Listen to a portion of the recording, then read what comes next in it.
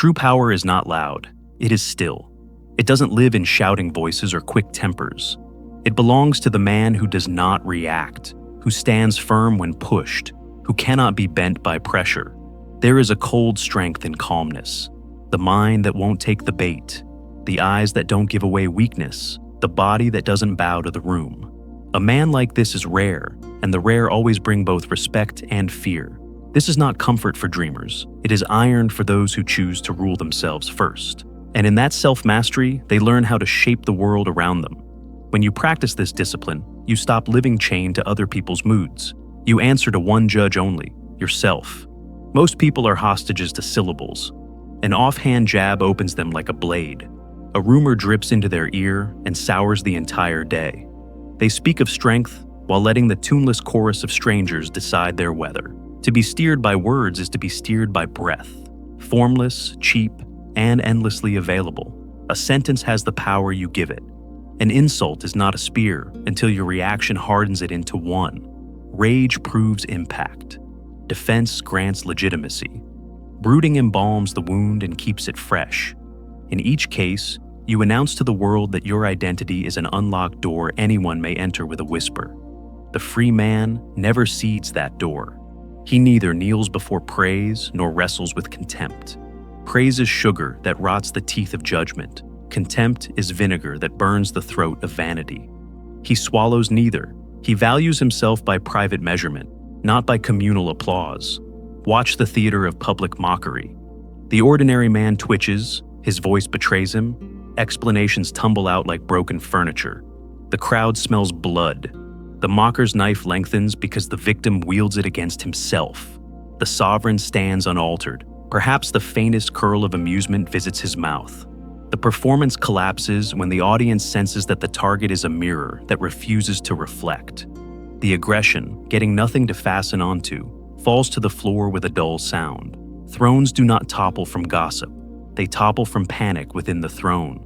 Refuse to tremble, and you refuse to be toppled. Indifference is not absence. It is armor. Mockery becomes weather. Noticed perhaps, but incapable of reconfiguring your terrain. Gossip becomes static.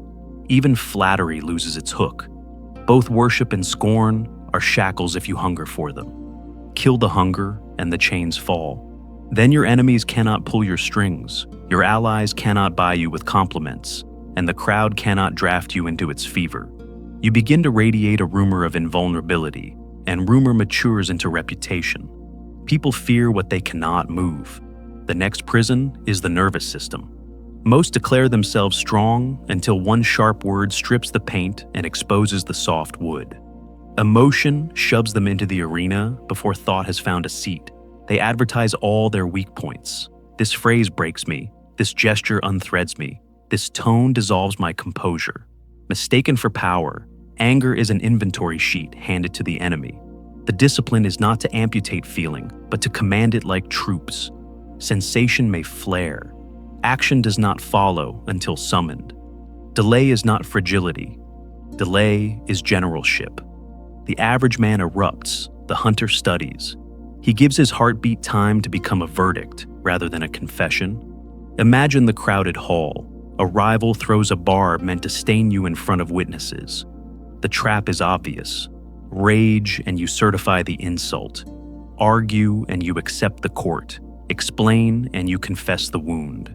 Smile as if hearing distant thunder. Let silence do the heavy lifting. Your stillness engineers a reversal. He grows loud to fill the vacuum. Loudness reveals appetite. Appetite reveals weakness. The room recalibrates. Without a counterstrike, the contest is already decided.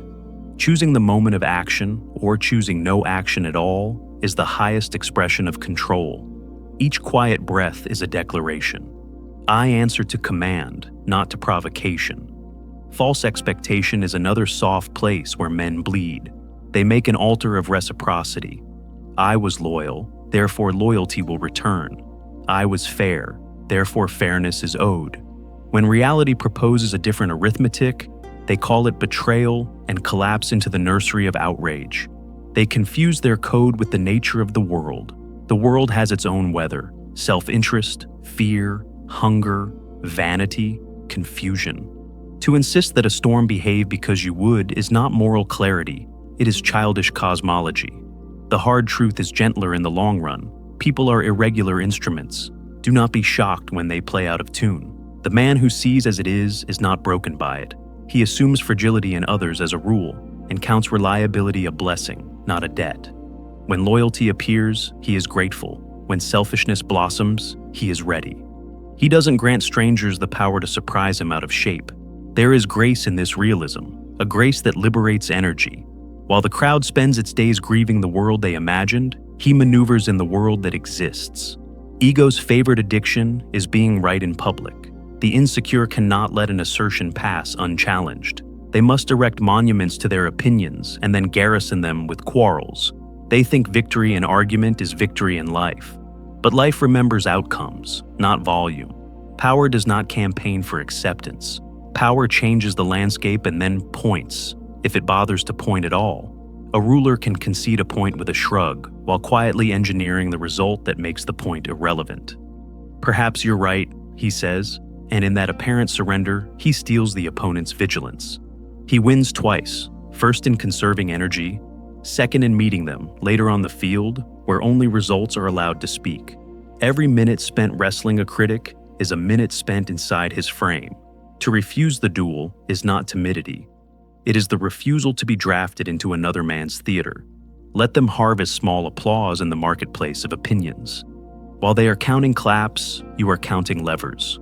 When reality arrives, and it always does, it will be your silent arithmetic that writes the record.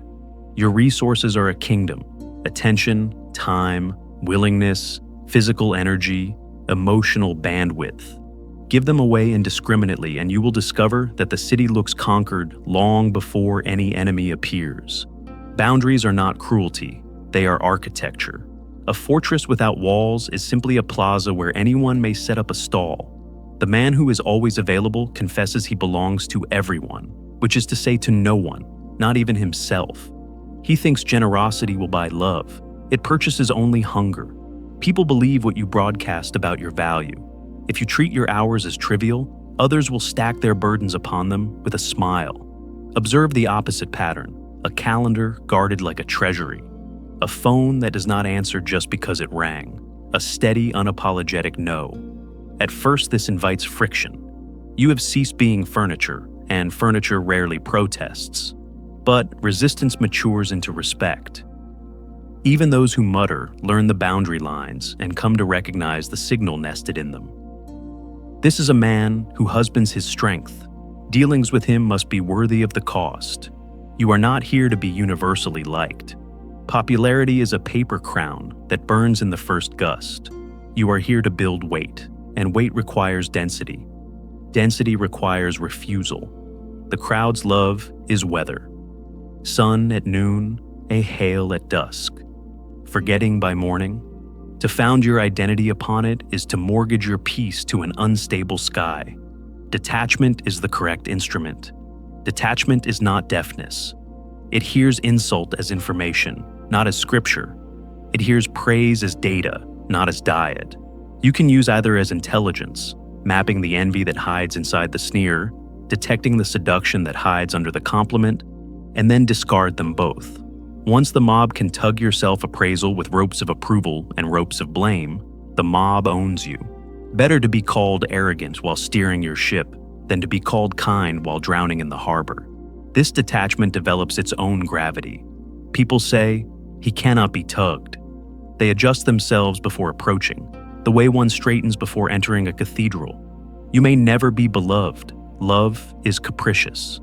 But you will be accounted for, and accounting defines history more than affection ever has. Provocation is a fishhook disguised as argument. The point is not the content of the words. The point is the puncture and the tug. The weakest take the bait with pride, mistaking flailing for combat. Silence is the countermeasure. No posture is more disorienting to an aggressor. It denies him theater, witnesses, escalation, all the food his strategy requires. Silence suggests many things at once: contempt, patience, calculation. Each makes the attacker nervous because each implies he has misjudged the terrain. Picture the public taunting. One man bleeds sound, The other holds the line. The room cannot help awarding command to the one who refuses to audition for it.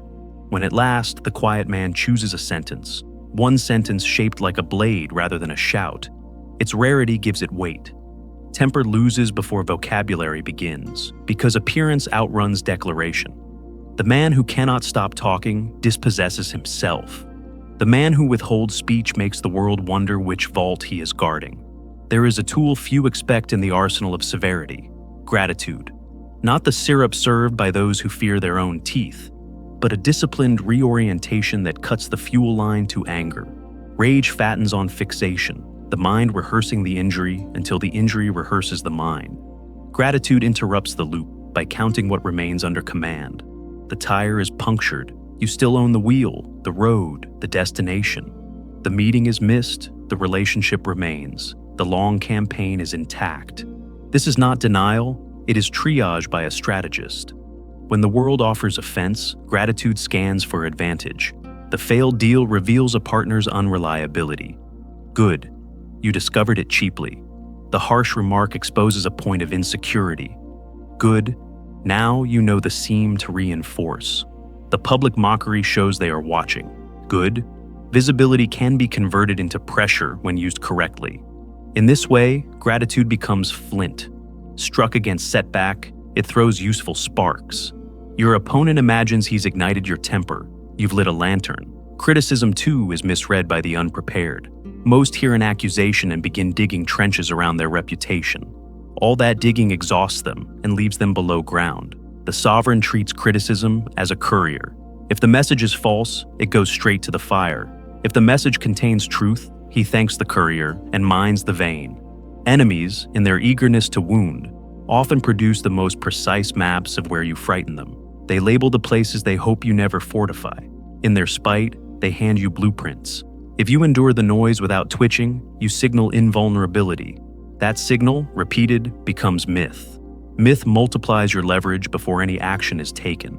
A man without critics is a man without consequence. A man with many critics who does not kneel to them communicates that he sits upon something sturdier than approval. Let them broadcast. Let their breath carry your name across distances you would not have paid to travel. Meanwhile, you do not answer summons from every town crier. You answer your plan. Lastly, the past, its harms, its humiliations, its broken promises you fuel if you keep feeding it. The bargain is false. The grudge burns the carrier first. Memory can be a library or a prison. Most turn it into solitary confinement. Detachment here is not mercy for your offender. It is mercy for your focus. You are not required to forget. Forgetting is a failure of learning, but you are required to stop hauling yesterday uphill as if it were required luggage. Mark the betrayal, mark the lesson, then cut the drag line. If revenge serves a strategic purpose, it will ripen on its own branch. If it does not, do not harvest it out of boredom or hurt vanity.